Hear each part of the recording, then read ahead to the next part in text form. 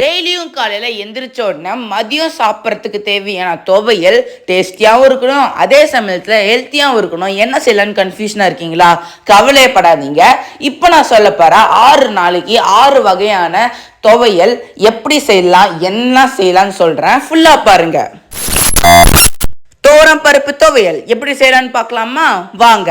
ஒரு கடாயில் 1 table spoon எண்ணெயை ஊற்றிட்டு 1 கையளவுக்கு தோரம் பருப்பு, கொஞ்சமாக தேங்காய், 4 வரமிளகாய், 2 பல்லு பூண்டு, கொஞ்சமாக புளி, தேவையான அளவுக்கு உப்பு போட்டு நல்லா வறுத்து எடுத்துக்கோங்க. 5 நிமிஷம் நல்லா ஆற வச்சதுக்கு அப்புறமா மிக்சி ஜாரில் மாற்றி நல்லா கர அரைச்சி எடுத்து பார்த்தீங்கன்னா நமக்கு சுவையான தோரம் பருப்பு துவையல் ரெடி. புதினா துவையல் எப்படி செய்யலாம்னு பார்க்கலாமா? வாங்க. ஒரு கடாயில் 1 டேபிள் ஸ்பூன் எண்ணெயை ஊற்றிட்டு 1 கையளவுக்கு உளுந்து, 2 வரமிளகாய், கொஞ்சமாக புளி, 1 கையளவுக்கு தேங்காய், 2 கையளவுக்கு புதினா, தேவையான அளவுக்கு உப்பு போட்டு நல்லா வறுத்தெடுத்துக்கோங்க. 5 நிமிஷம் நல்லா ஆற வச்சதுக்கு அப்புறமா மிக்சி ஜாரில் மாற்றி நல்லா கரன்னு அரைச்சி எடுத்து பார்த்தீங்கன்னா நமக்கு சுவையான புதினா துவையல் ரெடி. கத்திரிக்காய் துவையல் எப்படி செய்யுதுன்னு பார்க்கலாமா? ஒரு கடாயில் 1 டேபிள் ஸ்பூன் எண்ணெயை ஊற்றிக்கோங்க. 1 ஸ்பூன் உளுந்தையும் ஆட் பண்ணிட்டு 2 வரமிளகாயும் இதில் சேர்த்திக்கோங்க. கொஞ்சமாக கருவேப்பிலையும் இதில் சேர்த்திட்டு நம்ம சின்ன பீஸாக கட் பண்ணி வச்சிருக்கிற கத்திரிக்காயும் இதில் சேர்த்திக்கோங்க. இப்போ தேவையான அளவுக்கு உப்பையும் ஆட் பண்ணிட்டு நல்லா சிம்மில் வச்சு நல்லா வறுத்தெடுத்துக்கோங்க. இந்த மாதிரி கன்சிஸ்டன்சி வர வரைக்கும் நல்லா வறுத்து எடுத்துக்கோங்க. அதை ஒரு மிக்சி ஜாரில் மாற்றி நல்லா கொரன்னு அரைச்சி ஒரு பவுலில் எடுத்து வச்சு பார்த்தீங்கன்னா நமக்கு சுவையான கத்திரிக்காய் துவையல் ரெடி. பாலக்கீரை துவையல் எப்படி செய்யுதுன்னு பார்க்கலாமா? ஒரு கடாயில் 1 டேபிள் ஸ்பூன் எண்ணெயை ஊற்றிக்கோங்க. கொஞ்சமாக உளுந்தையும் இதில் சேர்த்திட்டு கொஞ்சமாக கடலைப்பருப்பையும் இதில் ஆட் பண்ணிக்கோங்க. இப்போ 1 வரமிளகாயும் இதில் சேர்த்திட்டு 1 துண்டு புளியும் இதில் ஆட் பண்ணிக்கோங்க. இது எல்லாமே ஆட் பண்ணிட்டு நம்ம 1 கையளவுக்கு பாராக்கீரையும் இதில் ஆட் பண்ணிக்கலாம். இது எல்லாமே போட்டு நல்லா மிக்ஸ் பண்ணி விட்டுட்டு இப்போ தேவையான அளவுக்கு உப்பையும் இதில் ஆட் பண்ணிட்டு 1 ஸ்பூன் நல்லா துருவி வச்சிருக்கிற தேங்காயும் இதில் போட்டுட்டு சிம்மில் வச்சு நல்லா வறுத்து எடுத்துக்கோங்க. இந்த மாதிரி கன்சிஸ்டன்சி வர வரைக்கும் நல்லா வறுத்து விட்டுக்கிட்டே இருங்க. அதை ஒரு மிக்சி ஜாரில் மாற்றி நல்லா கொரன்னு அரைச்சி ஒரு பவுல் எடுத்து வச்சு பார்த்தீங்கன்னா நமக்கு சுவையான பாலக்கீரை துவையல் ரெடி.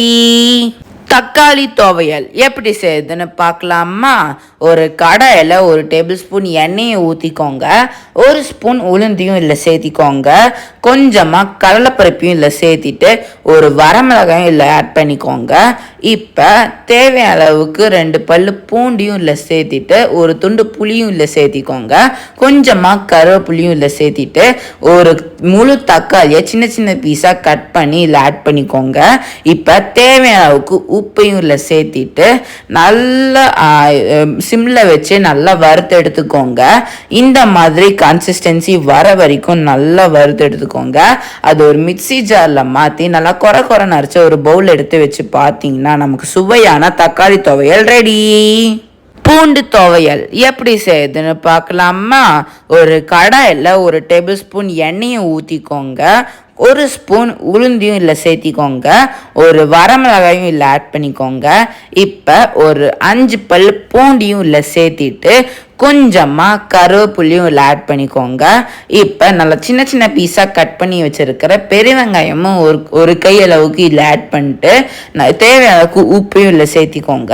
நல்லா சிம்மில் வச்சு நல்லா வறுத்து எடுத்துட்டு இந்த மாதிரி கன்சிஸ்டன்சி வர வரைக்கும் அது ஒரு மிக்சி ஜாரில் மாற்றி நல்லா கொரன்னு அரைச்சி ஒரு பவுல் எடுத்து வச்சு பார்த்தீங்கன்னா நமக்கு சுவையான பூண்டு துவையல் ரெடி. இப்ப சுவையான புதினா துவையல் ரெடி ஆயிடுச்சு. இப்ப வாங்க டேஸ்ட் பண்ணி பார்க்கலாம் எப்படி இருக்குன்னு.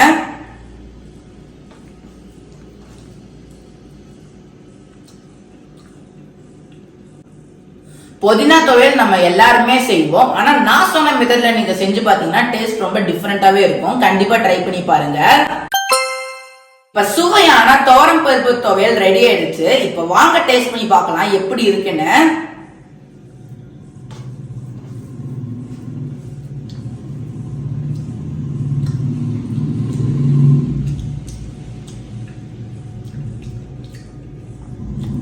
துவரம் பருப்பு சாம்பாருக்கு மட்டும் இல்லைங்க, இந்த மாதிரி துவையலாவும் செஞ்சு சாப்பிடலாம். கண்டிப்பா ட்ரை பண்ணி பாருங்க. இப்ப சுவையான கத்திரிக்காய் துவையல் ரெடி ஆயிடுச்சு. இப்ப வாங்க டேஸ்ட் பண்ணி பார்க்கலாம் எப்படி இருக்குன்னு.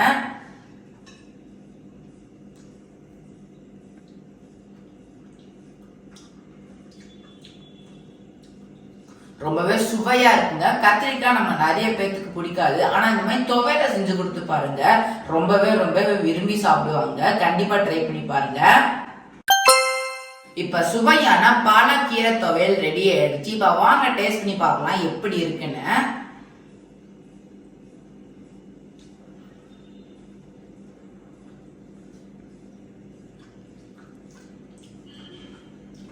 ரொம்பவே சுவையா இருக்குங்க. பாலாக்கீரை நம்ம உடம்புக்கு ரொம்ப ரொம்ப நல்லது. இந்த துவையல வீக்லி ஒன்ஸ் கண்டிப்பா எடுத்துக்கோங்க. நான் சொன்ன மெத்தட்ல ட்ரை பண்ணி பாத்தீங்கன்னா ரொம்ப வித்தியாசமான டேஸ்ட்ல இருக்கும். கண்டிப்பா ட்ரை பண்ணி பாருங்க. இப்ப சுவையான தக்காளி துவையல் ரெடி ஆயிடுச்சு. இப்ப வாங்க டேஸ்ட் பண்ணி பார்க்கலாம் எப்படி இருக்குன்னு.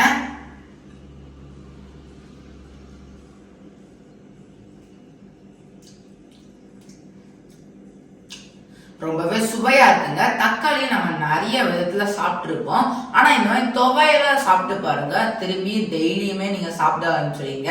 நான் சொன்ன மெத்தட்ல ட்ரை பண்ணி பாத்தீங்கன்னா ரொம்ப வித்தியாசமான டேஸ்ட்ல இருக்கும். கண்டிப்பா ட்ரை பண்ணி பாருங்க. இப்ப சுவையான பூண்டு துவையல் ரெடி ஆயிடுச்சு. இப்ப வாங்க டேஸ்ட் பண்ணி பார்க்கலாம் எப்படி இருக்குன்னு.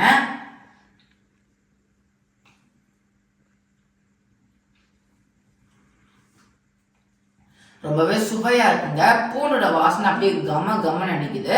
நான் சொன்ன மெத்தட்ல ட்ரை பண்ணி பாத்தீங்கன்னா ரொம்ப வித்தியாசமான டேஸ்ட்ல இருக்கும். கண்டிப்பா ட்ரை பண்ணி பாருங்க. இப்ப நான் சொன்ன 6 வகையான துவையல உங்க வீட்டுல செஞ்சு கொடுத்து அசத்துங்க.